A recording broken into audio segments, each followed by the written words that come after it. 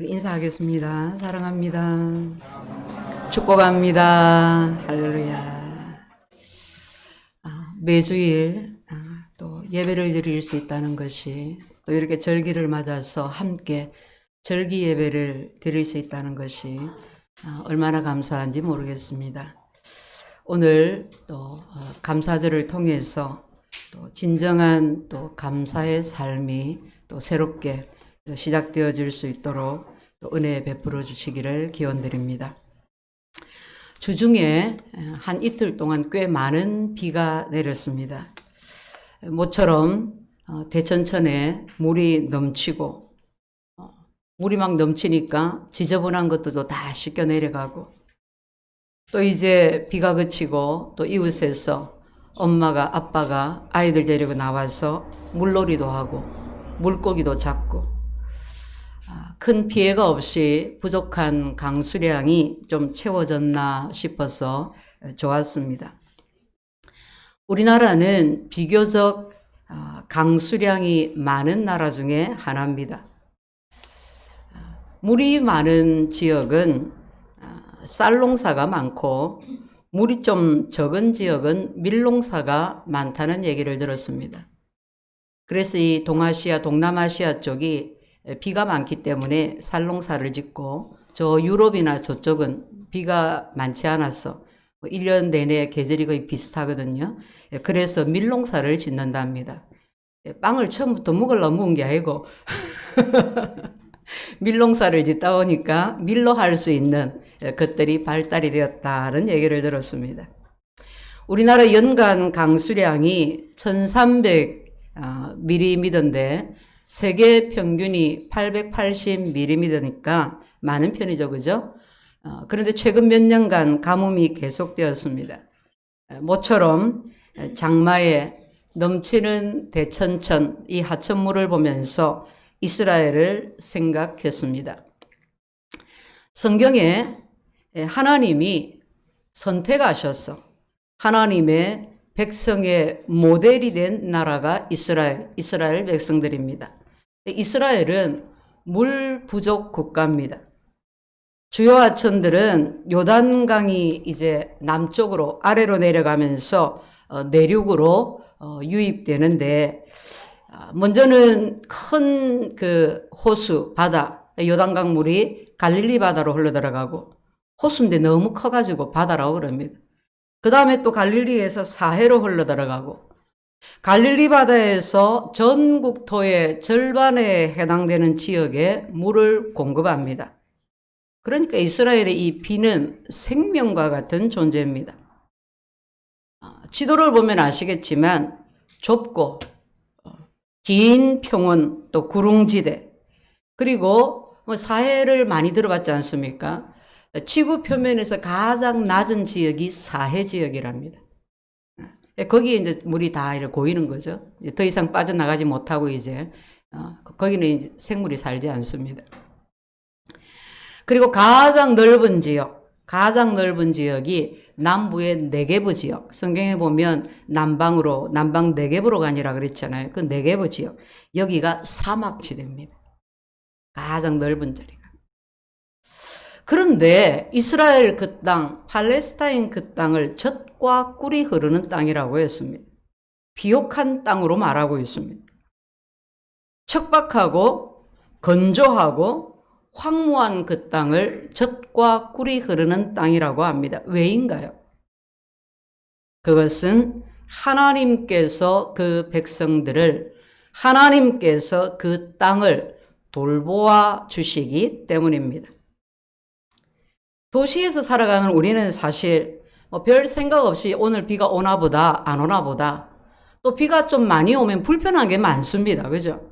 이제 여름철에 빨래도 꿉꿉하고 비가 적당히 왔으면 좋겠는데 이렇게 며칠씩 오는 게 별로 달갑지가 않습니다. 그런데 농부는 그렇지 않습니다. 농사에 물이 직결되어 있으니까 간절한 마음으로, 과거에도 하늘을 바라봤잖아요. 기우제를 드렸잖아요. 비 좀 내려달라고. 그걸 하늘을 바라보면 농사를 짓습니다. 물론 지금이야 저장시설이 잘 돼 있어가지고 비 오면 그 물을 정화도 시키고 뭐 저장시켜 놨다가 그때그때 뭐 쓰긴 하지만 기본적으로 비가 와야 됩니다. 이스라엘 백성들에게 농사는 하나님을 절대적으로 의존하는 믿음이고 믿음으로 살아가는 삶의 방편입니다. 지난날의 우상을 버리고 우상을 섬기면서 살았던 죄악된 그 삶을, 그 습관을 버리고 하나님이 주신 새 땅에서 새 삶을 시작하면서 이제 절대적으로 하나님만을 경배합니다. 하나님의 말씀에 순종하면서 사는 것입니다. 여러분, 농부가 아무리 부지런해도 농사의 성공은 농부에게 달려있지 않습니다. 하나님께 있습니다. 하나님이 풍년도 주시고 흉년도 주십니다. 어느 농부가 어느 농사를 짓는데 풍년을 원하지 않는 사람이 어디 있습니까? 그런데 또 흉년이 또 와요. 농사가 밥줄이고 물이 생명줄인데 사람이 그것을 임의로 어떻게 할 수 있겠습니까? 그래서 하나님은 그 백성들을 믿음으로 바로 세우실 때에 가뭄과 기근으로 징계하시고 믿음이 연단되게 하셨습니다. 어디 농사뿐이겠습니까? 여러분, 사람이 언제 정신이 번쩍 듭니까? 먹고 사는 문제가 걸렸을 때, 밥줄이 걸렸을 때 정신이 번쩍 듭니다. 이래 살아서는 안 되겠다. 죽고 사는 문제가 딱 걸릴 때, 이러다 죽겠다. 그럴 때 정신이 번쩍 듭니다. 그죠? 욥기야 7장 14절 말씀에 보면 내 이름으로 일컫는 내 백성이 그들의 악한 길에서 떠나 스스로 낮추고 기도하여 내 얼굴을 찾으면 내가 하늘에서 듣고 그들의 죄를 사하고 그들의 땅을 고칠지라. 그들이 살고 있는 그 땅을 하나님이 고쳐주시겠다. 기근도 흉년도 고쳐주시겠다는 말이에요. 살 수 있게 해주시겠다는 말입니다.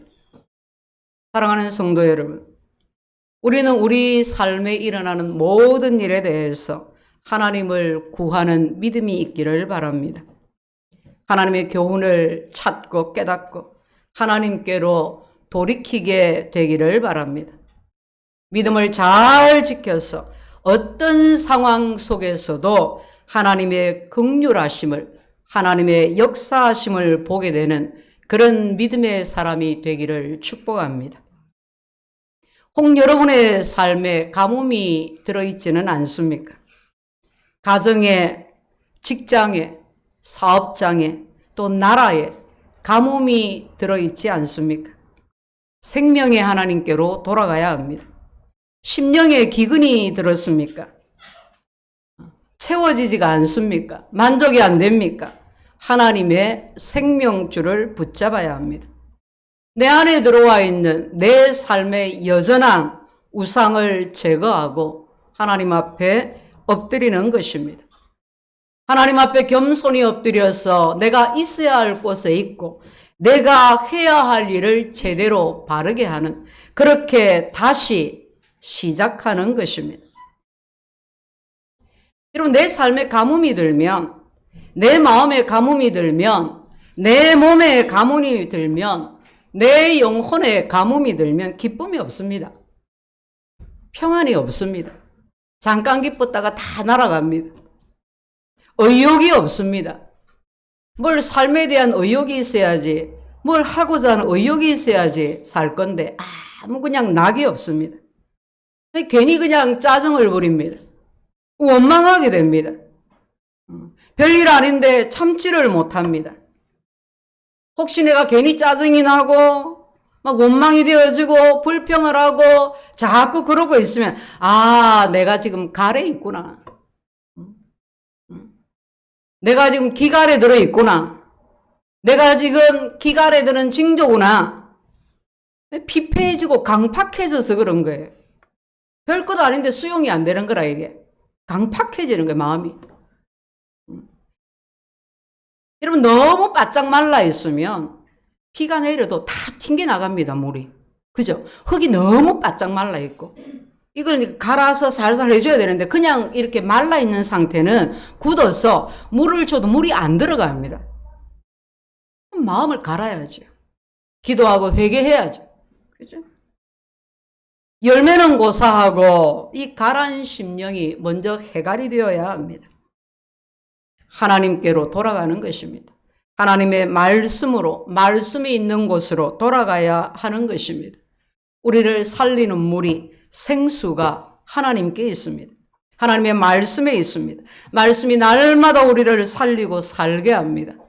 구원받은 우리의 삶에 생명의 말씀이 막 돌 때, 그죠? 말씀이 막 운동을 할 때, 그때 살아나고, 풍성해지고, 나만 사는 것이 아니라 주변이 살아납니다. 생명의 열매도 맺게 됩니다. 그게 생명의 역사입니다. 오늘 추수감사절입니다.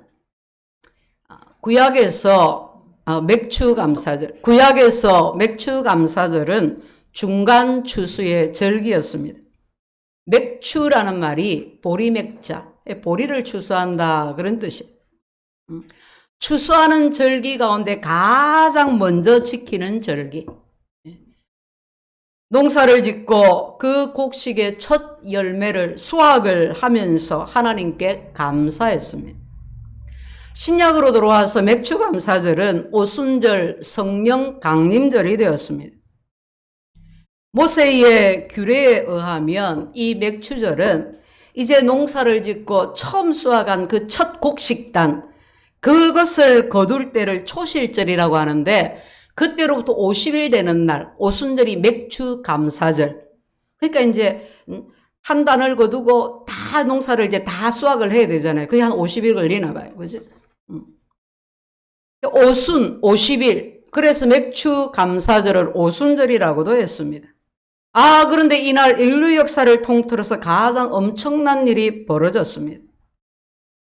예수님 십자가에 죽으시고 3일 만에 부활하시고 그리고 승천하신 후 10일째 되는 날 예루살렘의 마가다락방에서 기도하고 있던 120명에게 성령이, 하나님의 영이 강림하신 것입니다. 하나님이 인간의 심령에 오셨습니다. 선지자를 통해서 약속하시고 예수님이 오셔서 친히 약속하셨던 성령이, 하나님이 마침내 임마누엘, 사람에게 임하신 것입니다. 급하고 강한 바람같이 성령 하나님이 각 사람에게 임하신 최초의 날, 그날이 바로 오순절 맥추감사절이었습니다. 오늘 야고보서를 본문으로 보고 있습니다. 야고보서는 AD 60년경에 예수님의 육신의 동생인 야고보 사도가 유대에 있는 그리스도인들에게 쓴 편지입니다. 여러분, 이때 당시에 예수님을 믿는다는 것은 환영받는 일이 아니었습니다. 지금 교회 와서 예수님 믿고 하면 막 박수치고 축구하고 환영하고 막 그러잖아요. 또 뭐 교회 밖에서도 내가 교회 간다고 해서 뭐 그렇게 큰 불이익을 당하지는 않습니다. 그러나 그때는 예수 믿는다는 것은 동족으로부터 배신자로 낙인 찍히는 일입니다. 공동체로부터, 가정에서, 직장에서, 그 민족 가운데서 외면받고 쫓겨나는 겁니다. 사람 취급받지 못합니다. 목숨까지 위협받는 그런 상황이었습니다. 핍박과 환난에 처한 상황이었습니다. 고난이 계속되는 상황이었습니다. 야고보 사도는 그런 상황에 있는 믿음의 형제들에게 이렇게 말하고 있습니다. 우리 주의 강림하시기까지 길이 참으라. 인내하라. 농부가 이른 비와 늦은 비를 기다리는 것처럼 너희도 길이 참아 마음을 굳건하게 해라. 마음을 굳건하게. 환난과 핍박에 처해 있는 형제들에게 농부를 예로 들면서 또 욥을 예로 들면서 너희가 오래 참고 너희가 서로 원망하지 말고 선지자들이 고난 가운데 어떻게 오래 참고 믿음의 결국을 이루었는지 그것을 잘 바라보고 본 삼으라. 그래서 인내하는 자는 복되도다. 그렇게 강력하게 권면합니다. 그러면 농부가 기다리는 이른 비와 늦은 비는 무엇입니까? 농부가 기다리는 이른 비와 늦은 비에 대해서 먼저 살펴보겠습니다. 여러분, 이른 비라는 것은 이스라엘 땅에 이제 10월 하순 11월이 되면 그때 이제 씨를 뿌립니다. 그럼 그 즈음에 내리는 비, 가을 비, 그게 바로 이른 비입니다. 이른 비가 내려서 이제 그 씨가 싹을 틔우는 거죠. 그리고 자라게 되는 거죠. 땅을 갈고 씨를 뿌리는데 비가 없어요. 또 비가 양이 너무 적어요. 비가 오기는 오는데 그때를 지나서 다른 때 왕창 와요. 그럼 농사 망치는 겁니다. 그리고 이제 계절이 바뀌면서 3, 4월쯤 되어서 봄비가 내립니다. 이 비가 바로 늦은 비입니다. 이 봄비가 많이 내려서 이제 5월에 보리 추수를 합니다. 보리 추수가 끝나면 밀 추수를 하고 그리고 각종 과일 추수를 하게 됩니다. 늦은 비가 내려서 더 자라야 할 것이 자라고 더 여물어야 할 것이 여물고 그렇게 해서 완전 추수를 하게 되는 것입니다. 그러니까 이 때를 따라 내리는 이른 비와 늦은 비가 그 해의 추수를 결정하게 되는 것입니다. 하나님께서 이른 비와 늦은 비를 주셔서 씨를 뿌리고 밭을 일구고 그렇게 농사를 짓고 그렇게 추수를 하고 하는 것입니다. 이 이른 비와 늦은 비의 은혜로 어떤 척박한 환경도 하나님이 도와주셔서 젖과 꿀이 흐르는 땅이 되는 것입니다. 사랑하는 성도 여러분, 그리스도인은 메마른 심령에 은혜의 단비가 내려서 생명의 삭을 틔우고 그 생명으로 살아가는 사람입니다. 그리스도인은 예수님이 십자가에서 흘리신 보혈로 죄사함 받고 영생을 얻은 사람입니다. 그것을 이른 비라고 한다면 늦은 비는 우리가 믿음 안에서 잘 살아가고 잘 여물어가고 세상의 유혹과 환난 가운데서 승리하고 오래 참아서 좋은 열매, 아름다운 열매 풍성히 맺어서 강림하시는 주님, 본문에서 말하는 주의 강림은 재림을 말합니다. 그 재림하시는 주님을 맞이할 수 있도록 성령으로 임재하시고 성령으로 충만케 하시는 은혜입니다. 여러분, 그렇다고 해서 이른 비와 늦은 비가 꼭 구원받을 때, 성령 받을 때로 한정해서 보는 것은 아닙니다. 농부에게 매해 이른 비와 늦은 비를 부어주시는 것처럼 하나님은 우리에게 매해, 매번, 늘 때를 따라 은혜를 베풀어 주십니다. 하나님의 은혜가 우리에게 임했습니다. 하나님의 은혜로 살아가는 존재가 되었습니다. 그래서 이런 고백을 자주 합니다. 하나님, 오늘 또 은혜로 살았습니다. 하나님 은혜 없이는 살 수 없는 자인 것을 내가 지금도 고백합니다. 하나님, 오늘 또 은혜로 인도해 주세요. 은혜 없이는 살 수 없는 자들.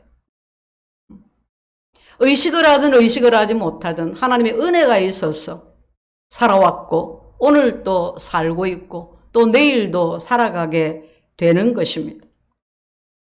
야고보 사도의 권면은 오늘 우리에게 동일하게 주시는 하나님의 말씀인 줄로 믿습니다. 하나님이 이른 비와 늦은 비의 은혜를 주셔서 이제 너희가 성령의 충만을 받아서 이제 너희가 말씀과 성령의 지도와 인도를 잘 받아서 주의 재림을 예비하는 성도가 되라는 것입니다. 성도 여러분, 꼭 기억하십시오. 우리 주님이 재림하십니다. 우리 주님이 다시 오십니다. 그때는 구원주로 십자가 지로 오시는 것이 아니라 심판주로 오십니다.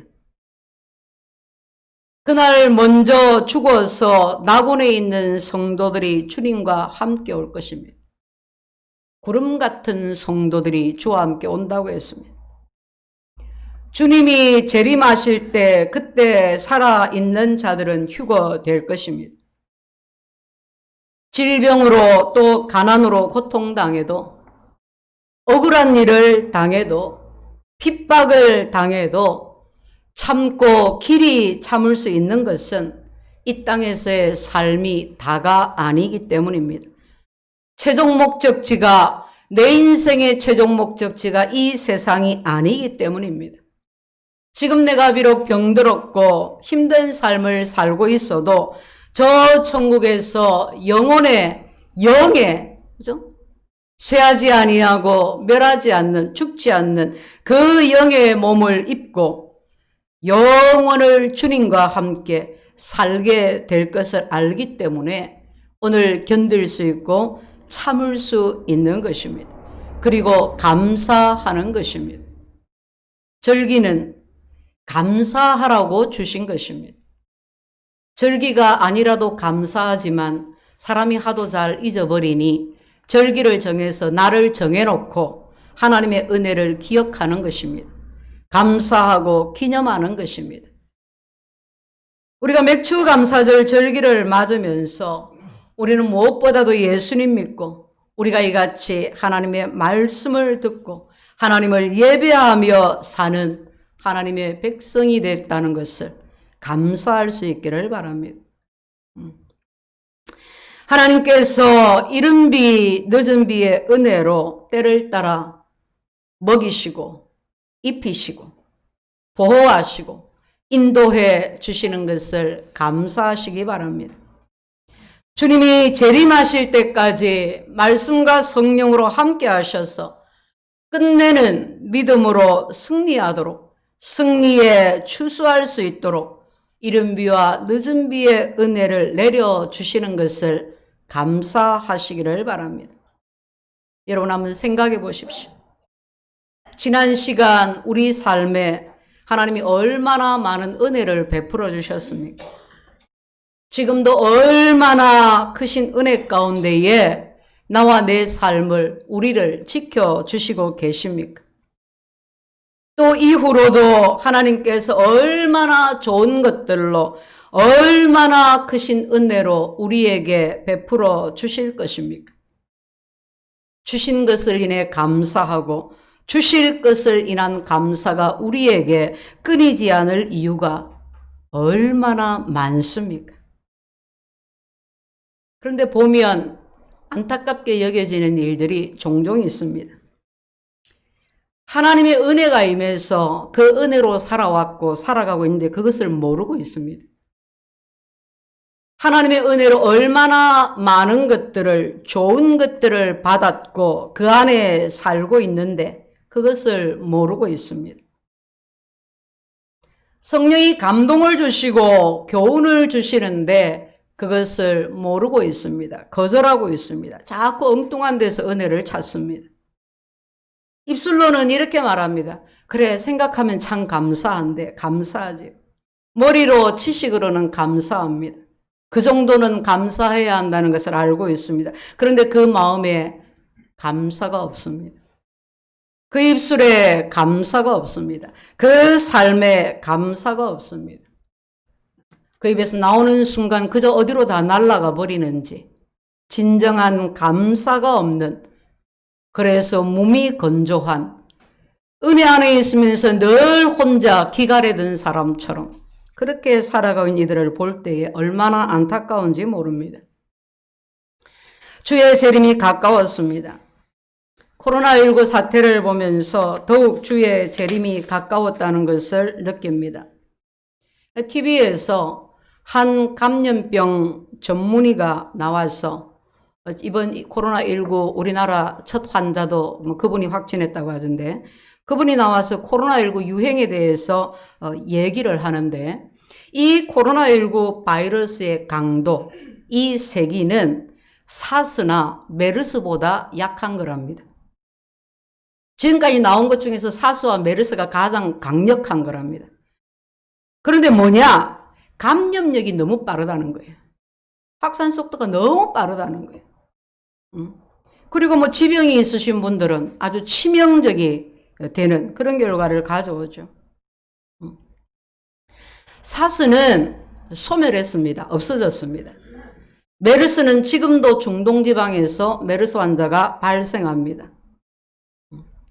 그런데 그분이 말하기를, 그런데 앞으로 사스나 메르스급에 해당되는 그런 강한 바이러스 또는 그보다 더 강한 바이러스가 지금의 코로나19 바이러스의 감염 속도와 같이 아주 빠른 그런 바이러스가 오면 어떻게 할 거냐는 거예요.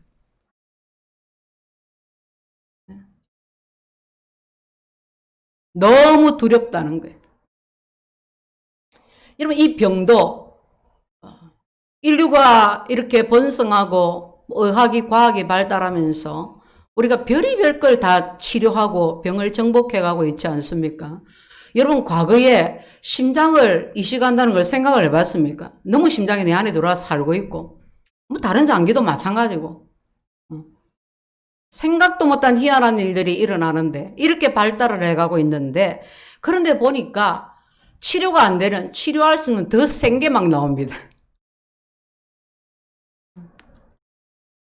갈수록 핍박도 지능적입니다. 하나님을 교묘하게 대적합니다. 교회를 탄압하고 신앙의 자유를 제한하는 법이 나옵니다. 예수님 믿고 믿음 생활하는 것이 정말 더 어려워질 수 있습니다. 그 시간이 곧 올 수도 있습니다. 사람의 진정한 영혼의 욕구와 필요는 문화와 문명의 발달에 묻혀버립니다. 거짓된 것으로 입혀집니다. 야, 이게 좋은 거야. 이렇게 살면 돼. 결코 세상의 것으로 채워지지 않는 가람이 인간의 삶을 파괴할 것입니다. 주님이 다시 오십니다. 인내하십시오. 서로 원망하지 마십시오. 내가 가지고 있는 이 믿음이 얼마나 귀한 것인지를 아십시오. 이 세상의 그 어떤 힘들고 어려운 삶으로도 그 어떤 대가를 지불하고서라도 지켜야 하는 것임을 아십시오. 주위에서 믿음의 사람들을 한번 보십시오. 고난과 오래 참음에 본이 되는 믿음의 사람들을 보십시오. 여러분, 겸손하면 보입니다. 내 주변에는 왜 그런 사람이 하나도 없나? 있습니다. 겸손하면 보여요. 먼데 있지 않습니다. 가까이 있습니다. 교회 안에 본이 되는 형제가 있습니다. 집 안에 서로를 채우고 세워주는 자매가 있습니다. 어쩌면 여러분 직장 안에서도 선한 믿음의 사람들이 있습니다. 보십시오. 그들을 본삼으십시오. 그들의 결말을 보고 배우십시오. 그리고 끝까지 믿음으로 승리하십시오. 코로나가 주는 유익이 있습니다. 그죠? 하나님께로 돌아가는 것입니다. 하나님의 말씀으로 돌아가는 것입니다. 예배를 회복하고 바른 공동체를 회복하는 것입니다. 삶이 예배가 되기까지 거룩한 예배자로 하나님 앞에 바로 서는 것입니다. 내게 주신 삶의 자리에서 내 몫의 믿음의 분량과 은사를 따라서 주님과 동행하고 주의 생명을 흘려보내면서 사람을 살리는 삶을, 주변 환경에 선한 영향을 미치는 삶을 살아가는 것입니다. 주 안에서 발견하고 확신한 우리 인생의 목적과 가치를 다시 붙드는 것입니다. 오순절 성령 강림으로 교회가 시작되었습니다. 오순절 성령 강림으로 영혼 추수가 시작이 되었습니다. 사랑하는 성도 여러분, 우리 모두 하나님을 믿는 바른 신앙으로 돌아갑시다. 우리 모두 바른 교회로 함께 세워져 갑시다. 우리 모두 영혼을 추수하는 삶을 살아갑시다. 즐거이 영혼을 추수하는 바른 헌신의 기쁨을 알게 되시기를 축복합니다. 나와 우리 가정이 하나님이 기뻐하시는 추수단이 되어지고 우리 교회가 하나님이 기뻐하시는 추수단을 올려드리는 추수꾼이 될 수 있기를 바랍니다. 맥주감사절을 맞아서 지난 우리의 삶을 돌아보면서 특히 올 한 해 지난 반년을 돌아보면서 감사하시고 오늘 맥주절의 감사로 다시 감사하면서 우리의 전 삶을 새롭게 하는 이른 비와 늦은 비를 내려주시기를 주의 이름으로 축원드립니다. 기도합시다.